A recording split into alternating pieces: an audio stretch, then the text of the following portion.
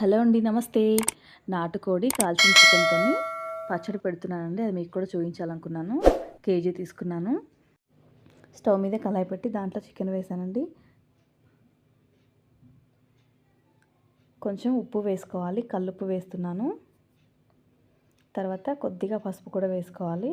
ఇది మొత్తం ఒకసారి ముక్కలు కలిపేసి తర్వాత కొద్దిగా నూనె కూడా వేయాలి. వాటర్ కూడా కొన్ని పోసుకోవాలండి, ఎందుకంటే ముక్క ఉడకాలి కదా, అందుకని కొన్ని వాటర్ వేసుకోవాలి. కాల్చిన చికెన్ కదండి, దాంట్లో వాటర్ అనేది లేదనమాట. అందుకని కడిగితే టేస్ట్ పోతుంది, అందుకే కడగట్లేదు. కొన్ని మంచినీళ్ళు వేసుకున్నాను. చూడండి కలర్ చేంజ్ అయిపోయింది కదా పీసు.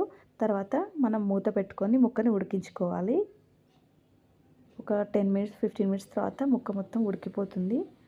చూడండి నీళ్ళు మొత్తం గుంజేసుకుంది పోసిన నీళ్ళన్నీ. అడుగు నుంచి మొత్తం ఒకసారి గంటతో కలుపుకోవాలి. స్టార్టింగ్లో ఆయిల్ వేసుకున్నాం కదా, అదే ఆయిల్ మిగులుతుంది అనమాట అడుగున. వాటర్ లేకుండా చూడండి, ఆయిల్ అనేది కొంచెం కనిపిస్తూ ఉంటుంది. వాటర్ మొత్తం గుంజేసుకున్నాయి. ఇలా వేయించుకోవాలన్నమాట. తర్వాత వేరే కళాయి పెట్టుకొని మనం చికెన్కి ఎంత ఆయిల్ అయితే సరిపోతుందో అంతే ఆయిల్ వేసుకోవాలి. ఎక్కువ వేసుకుంటే మళ్ళీ వేస్ట్ అయిపోతుంది, అది మళ్ళీ దేంట్లో తినలేం కదా, అందుకని ఇప్పుడు ఈ ముక్కల్ని 2 సార్లుగా కొంచెం సగం సగం వేసుకొని వేయించుకొని పక్కన పెట్టుకోవాలి. ఎర్రగా వేయించుకోవాలండి. ఇలా ఎర్రగా వేగితే క్రిస్పీగా కరకర అంటాయి. లేదు కొంచెం మాకు మెత్తగా ఉండాలి అంటే కొంచెం వైట్గా ఉన్నప్పుడే తీసేసుకోండి. ఇప్పుడు నేను వీటిని వేరే ప్లేట్లోకి తీసుకుంటాను.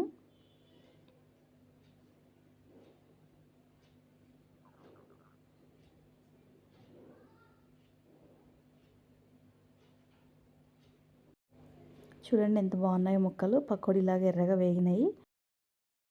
ఇందాక సగమే వేసుకున్నాను కదండి, మిగతా సగం కూడా మళ్ళీ ఇవి కూడా వేయించుకొని పక్కకు పెట్టుకుంటాను. ఇందాకటివి ఎర్రగా వేయించుకున్నాను కదా, సేమ్ అదే రంగులో వేగాలి. తర్వాత అవి కూడా తీసిన తర్వాత సేమ్ అదే ఆయిల్లో అదే కళాయిలో అల్లం పేస్ట్ వేస్తున్నానండి. కేజీ చికెన్ తీసుకున్నాం కదా, దానికి 3 స్పూన్లు సరిపోతుందండి. ఎక్కువ క్వాంటిటీ అయితే కొంచెం ఎక్కువగా పడుతుంది, చూసి వేసుకోండి ఎంత కావాలో అంత. వేగింది కదా అల్లం పేస్టు. తర్వాత కొద్దిగా పసుపు కూడా వేసుకోవాలి, సరిపడినంత చూసి వేసుకోండి. దీన్ని కూడా ఒకసారి కలుపుకొని తర్వాత సాల్ట్ వేస్తున్నానండి 1 స్పూను.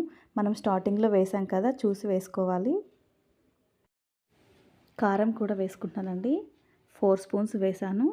మీరు తినేదాన్ని బట్టి వేసుకోండి కారం. నాటుకోడికి కొంచెం ఎక్కువగానే కారం ఉంటే బాగుంటుంది టేస్టు.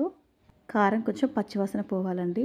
మెంతి పొడి ఉంటే అది కూడా వేసుకోండి, కొద్దిగా బాగుంటుంది టేస్టు.